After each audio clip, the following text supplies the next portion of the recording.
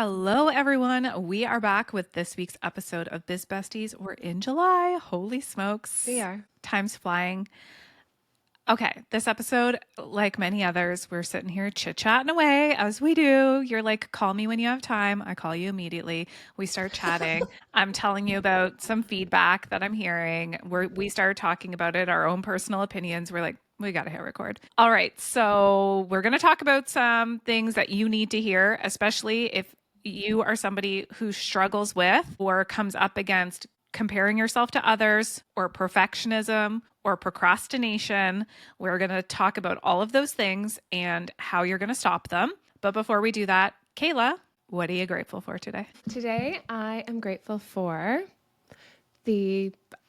Today, I'm really grateful for all the resources we have within the coaching mastermind that we are in. We've been spending time watching the videos in the portal and connecting with our coach. And I spent about 45 minutes before this call absolutely dissecting, no, maybe like an hour and a half, but I watched 45 minutes of a video dissecting what the speaker was talking about and how we can apply it to our business. And then we talked about it. I'm just so grateful that we are open-minded, available for coaching, and both on the same page about that. Yeah. What about you? Okay, what am I grateful for today? I am grateful for a full night's sleep. That's been feeling rare these days because Louis just wakes us up every night. And instead of just hopping on our bed, like his bed's at the foot of our bed, and he's got this cozy, cute little bed to himself. But every night, tracks around 2 or 3 a.m., he puts his head on either my foot or Jeff's foot and then incessantly cries until we wake up and invite him on the bed. Yes. And we're like, just come up. He'll go, like, he never just jumps on the couch or jumps on the bed. He waits for the invite. But last night, he didn't. He just slept on his own bed all night. So we got a full night's rest. Maybe he was tired. Yeah, maybe he was tired, which felt really good. And then I was also going to say I'm really grateful for how we approach our mastermind that we're in, because you can join a mastermind and not do anything to try and build new friendships or build your network or whatever it might be. And just this morning, I had somebody who's in our mastermind on the podcast, and I'm really reaching out to everybody who's in our mastermind and getting them on and being a guest on theirs. And that's not a guarantee when you sign up to a mastermind. Like, you've got to build the relationships and the connections and the networks. And I'm grateful that we put ourselves in this mastermind and for all of the amazing people we're meeting. Mm-hmm. It's really fun. It's the best part. Yeah. Okay, so here's how this episode came to be. I was telling Kaila about how I heard more than one, so this is not singled out to anybody, more than one person tell us that when I read the tracker info this week, because we had a client who had a $75,000 week, which was really exciting. And I shared that information. I like to share the numbers, that they put themselves in a place of comparison of like, oh my gosh, like, I'm not even sure if I'm going to do that in the next 6 months, let alone in the week. And I was saying to you that the reason I share those numbers from the tracker feedback is because on the other end of the pendulum, we've had people say, well, I heard that so-and-so is saying that they're not making any money in their business. And that makes me curious about, like, who am I surrounding myself by? And we were like, oh, no. Do not listen to the 1 or 2 or 5 people who don't actively work their business, who are spinning their wheels or trying a million different things, or who have a plan B and they're not all in on plan A. Or who are very attached to their story that they're not making money. Yep. Do not do that, because you are in a mastermind with 45 people, some who are multiple 7-figure business owners, many who are 6-figure business owners. And then there's, of course, going to be a handful of new people who are just getting started and they're figuring this out. And you've got people in there who are working their business and outside of their business, generating lots and lots of income doing another thing and still showing up and learning how to grow their own business and make money. So let me show you proof that there are many people making lots of money, having incredible results. But if you choose to sit next to the person who complains that nothing works for them in their business and they're never making money and they're never going to be able to go all in, that is a story you can tell yourself. Or you can hear the stories of the people who are really working it and are really making lots of money. And it goes the same for us. In our mastermind, the requirement is that your business makes $500,000 a year. And you and I have had in-depth personal conversations with people that were like, they must have pulled this on a line of credit or something because their business is not making near that. And so we could sit and listen to the stories of the people who were like, it doesn't work for me, and investing in this mastermind didn't work for me, and I'm not making any friends, whatever. We're like, no, we're just going to leave that group chat. That's not the energy for us. Yeah. And we're going to continue to remember that there are many people in this mastermind who are making multiple seven figures and really working their business. And that's the camp we're in. So we have some things to talk about the mindset of other people are making this much money and I'm not, and that makes me feel bad. And then bringing that forward and maybe expecting us to change, or maybe you're just airing it and you want a mindset correction, or maybe you feel more comfortable being around people who aren't making as much money and you feel more comfortable not being challenged. But actually, we created Aligned CEO method, and everything we do and everything we in turn put ourselves in, all the masterminds that we're in, all the coaching conversations, we call those in intentionally so that we can get uncomfortable, because when you're uncomfortable, you can grow. If everybody around you was making whatever it is, $1,000 a week, and nobody was introducing the fact that you could possibly make $78,000 a week, you would think $1,000 a week is pretty good. Thumbs up. And maybe it is pretty good for you. You know, maybe that's what you want, and that's great, and we support whatever you want. But by you being rubbed the wrong way, hearing someone's making $78,000 a week, that's an opportunity for you to ask yourself, why am I getting uncomfortable? Why do I feel bad about this? Why is this triggering me? What about this is so annoying, or whatever emotion you want to put to it? What is it? Because we are not here to make you feel comfortable. We are not here to cater to what you think is possible. We are here to blow the top off of that and to show you that there's so much more out there, and there's so much money to be made, and it's all available. And we can't do that if we play small. Yeah. Yeah. Comparison is really a tricky thing because it's a fine line of, and I mean, this is coming from somebody who, you know, I've always said my mode of suffering is comparison. So this is straight real talk. I could choose to continue to live that way, of being like, they did it faster, better, made more money, easier, whatever it is. Or I can be like, that mindset sucks. It's not moving me forward. Yeah, it feels bad. It That's how you doesn't. can tell if it's a good mindset or a bad mindset. Does it feel bad? Okay. Yeah. Yeah. It didn't feel good. Made me feel not enough. Made my self-worth, my self-confidence not feel as high as it can be and naturally is. And so then what's the mindset shift here? Well, I kind of see it as very black and white, two ways, three ways. Keep comparing, or completely remove that person from your sphere so that they're not somebody that's energetically taking up headspace for you. Or third, get real honest with yourself of like, is that actually showing me what I know my potential is, Yeah. or what I really value, or what I'm looking up to, or what I respect, or at the end of the day, what I want? So rather than saying I want to have a $75,000 week and moving towards the inspiration to get there, you're saying you want that. But then the feeling and the action is, I'm not that. I'm not doing that. And then from that place, you're not going to be inspired to take action to move towards it. So you've got to ask yourself the question of, if that's what I want, what do I have to start doing, or get to start doing rather, that I get to show up and fill out my tracker and say, I had a $75,000 week. I had a $75,000 launch. How do I get to do that?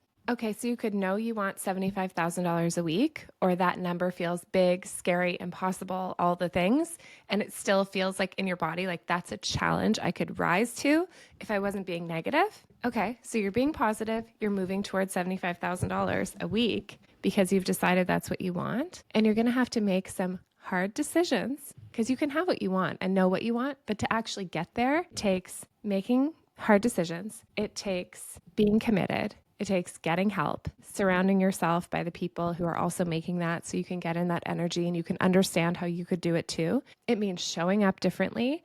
There are so many things you can do to move towards that, as opposed to use it as comparison, freak out, and move away from it. Yeah, absolutely.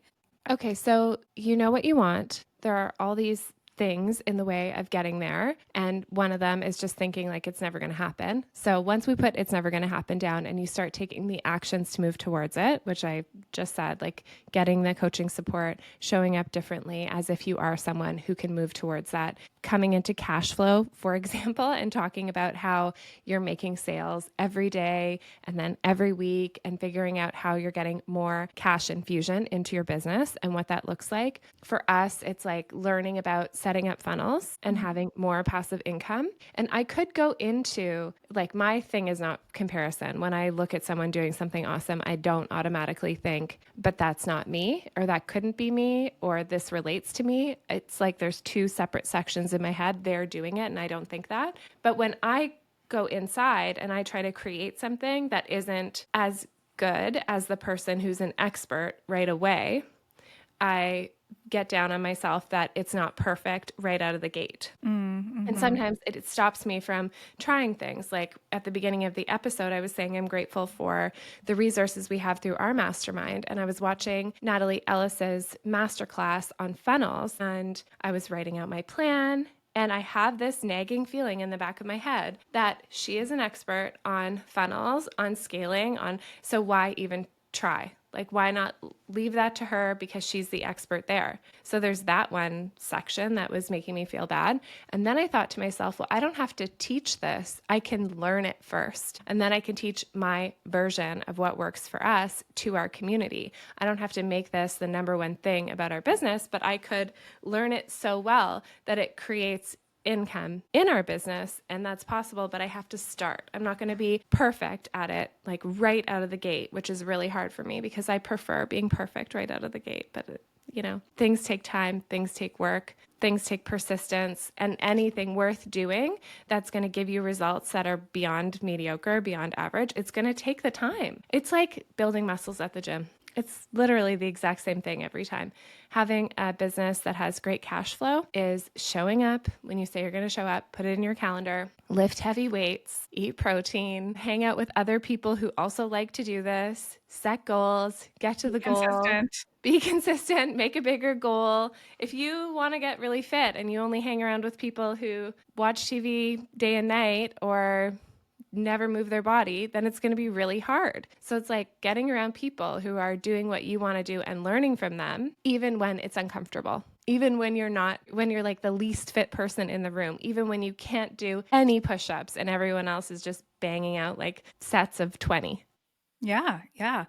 And, this is why I love when people join us in Aligned CEO Method and then they tell us, I feel like I fit in so well here because there's so many different types of business owners at so many different levels. And I can see how this person is where I'm at and how this person is where I want to go and how this person has been on the journey. But we also hear that people are like, I love that you and Kaila are so real. They'll say that if they're saying it to me or if they're saying it to you, that you and I are so real. And I think the thing here is that because I know that I have suffered from comparison multiple times and that you would identify as a perfectionist or trying to work on perfectionism. And both of those things lead to procrastination. We can say, like, if you're not going to put something out till it's perfect, then you're procrastinating. And if you're not going to do something because it's not going to be as good as XYZ's, then you're procrastinating. And then procrastination is stopping money in the door, clients that you can actually help, the things that you really want to say. So then when people come to us, 100% of the time, we see that they fall under one of those categories. They're procrastinating, they're trying to make it perfect, or they're comparing themselves to where somebody else is, forgetting that all of those three things are a form of self-sabotage. And like self-sabotage is not going to grow your business. Self-sabotage is not going to allow you to help the right people. Self-sabotage is not going to make you $75,000 a week. So now what I think people really need to listen into and take away is ask yourself and be honest with yourself. In what way am I self-sabotaging? Take responsibility for that. Like you were saying earlier, do all these things, but you have to first recognize the way that you are self-sabotaging and if you want to continue on that path. And I think another important thing for people to remember in thinking about the 2 voice notes that we just got about like, I need a mindset shift. I'm feeling a little bit down. I'm hearing that people are doing amazing things inside of the program and I don't feel like I'm there yet. A part of me is like, yes, there's so many amazing things happening inside of the program. And I'm so happy that you see that. And also, do not compare your day 1 to somebody else's day 10, 100, 1000, whatever it is. Like, we're all playing a different game. Everybody's business is their own game. So you make the rules and you have the players and you set the board game up or the actual, like, whatever kind of game you're imagining in your head. But why are you trying to play your game like their game? Yeah, it's not going to work. The other thing is with procrastination, often for me, it's not like just don't try to make it perfect and post it or get it out or whatever. Just do it. Like that, just do it for me. And I wonder who can relate as a listener is not helpful because there's some sort of other energetic debt happening. And if I look at the overall picture of my life and how, especially when Scott is traveling a lot and I have 2 little kids and I have a dog and I have a lot of responsibilities at home and I don't have the support of a partner because he's traveling, like he's away this whole week, I'm so tired that I don't have as much resilience to get through the procrastination. And so do I let that stop me? Yeah. But as I'm thinking through, how do I get around this? Like, it's like when I get tired, when I get overwhelmed, it's like everything that is not great about me gets amplified. And I can hear that other people are going to understand this too. It's like when your back's against the wall, energetically or exhaustion wise, how do you react? Like, I'm not great. I'm snappy or meltdown or try to blame other people for not doing things. And I get really like there's too much data coming in and not enough time for me to have things going out. And so in reflecting this week and how Scott has a sales job, so he's going to be traveling more and more and more, I'm like, what can I do to make my life better, my sanity level higher so that I can show up differently? And yeah, sometimes it's a mindset shift. And sometimes it's like, what am I not asking for that I really need that I could prioritize? And so I was thinking about this yesterday because I was not being my best self. And remember that Nicole has a cleaner contact for me who could come every week. And my current cleaners are great, but I need more of like a mother's helper situation where they can put the wash in, they can plant some potted plants I need potted, I don't know, they can meal prep if I need them to, they can do, I don't know, even water the plants in the house would be really helpful, and wash the inside windows, just Windex the inside windows or whatever we're using now, the mint cleaner, the inside windows, so that I don't come home and look at smudges on everything all the time. And if I had that support once a week, as opposed to half that level of support every other week, I feel like the mental strain of trying to keep my household going would be relieved a little bit more. And like even in terms of making sure that the sheets are changed and the towels are washed and the dog bed is vacuumed and whatever blanket we used at the beach gets thrown in the wash, folded, put away after. There's just a lot of things that have to happen in a household of little kids with a dog, with 2 traveling parents, because we travel not all the time, but when we travel, we'll go away for 5 days or something. And taking out 50% of the support system is hard on the other person. It's like, how can we add another person in who's going to help us manage the day to day? And then I'm not spending an hour every morning and at least an hour every night, if not 2 hours every night, running around, putting stuff away, making sure the laundry's done, making sure it's put away, making sure everything's prepped for the next day. Some of that will still happen, but someone cleaning and helping me once a week is going to be a big game changer. So I had to ask myself, this has been available for months. I didn't double check to make sure I have the number. I didn't follow up with that. And why? Like, what's my worthiness issue with asking for help? Because it's not a money thing. This person who's going to help is going to be about the same cost as our current cleaners and way more effective. It's like, I'm so loyal. I have to question, is it okay to tell my current cleaners that this isn't working anymore? And of course it is. I have to do the best thing for me, but then I think about their business. And then I think, is this something that I'm even worthy of? My house, as we've seen on Instagram the last couple of days, is old. So every week cleaners seems to me in my head like something that some fancy person would do. So am I worthy? And I have to just build that worthiness muscle by saying, yes, I am, and going with it anyway. And then I will feel worthy. And I know that. And then what's being held back, or what part of me is being stopped, or how can I be more effective in my business? Because now I actually have some help with the things that are taking up mental space. Yeah. So anyway, I called Lewis. She called the cleaner.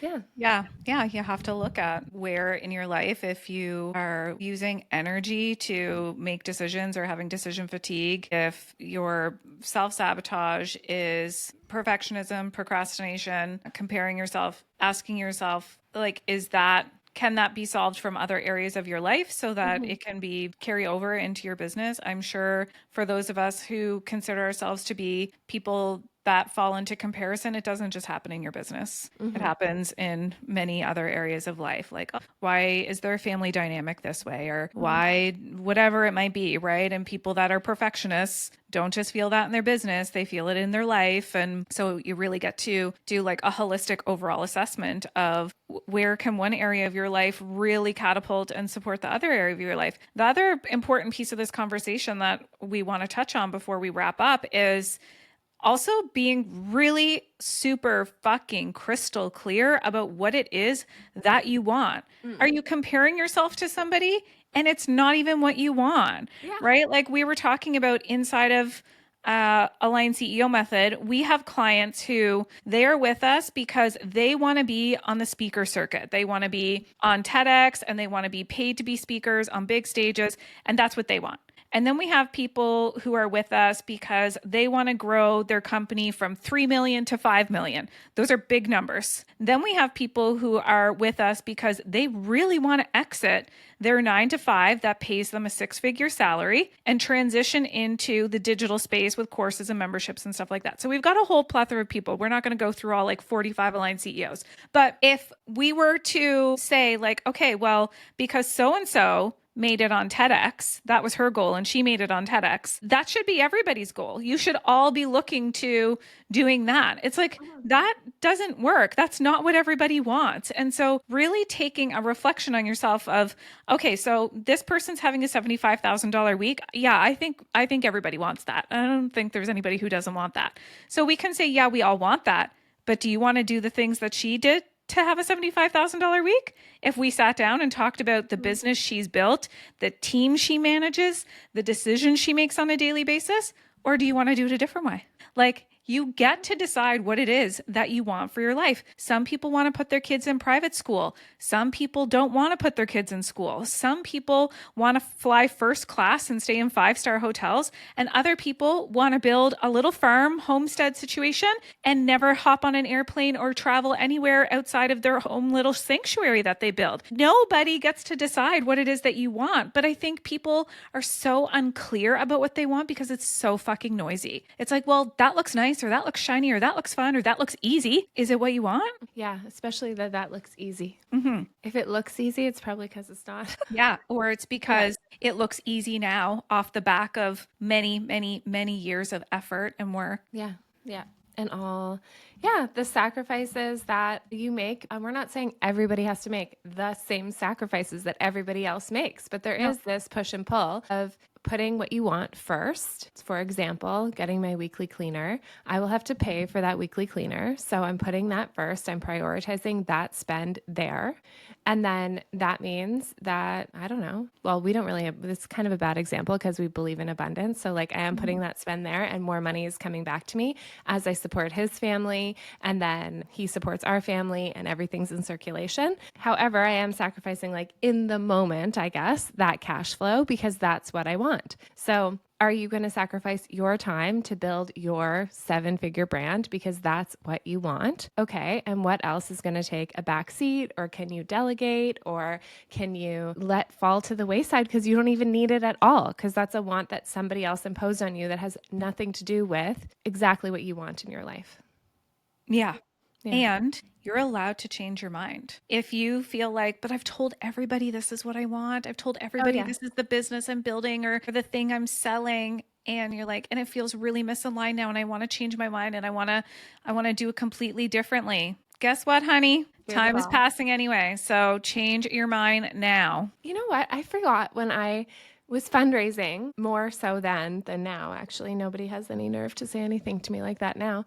But back then, when I was more available for what other people thought, people would say, like, oh, you're just changing your job again. Because I was always like trying to find the job that I would like, and I couldn't because I don't like fundraising. But I didn't know that at the time, and I didn't think I had transferable skills at the time. And so I'd get these comments like, oh, yeah, sure, you're just going to start a new job. Sure, you're just going to, with my butter company, you're just going to get into food production. Like, what made you think of butter? Who cares about that? And then I stopped butter and, like, oh, you only did that for a year. What?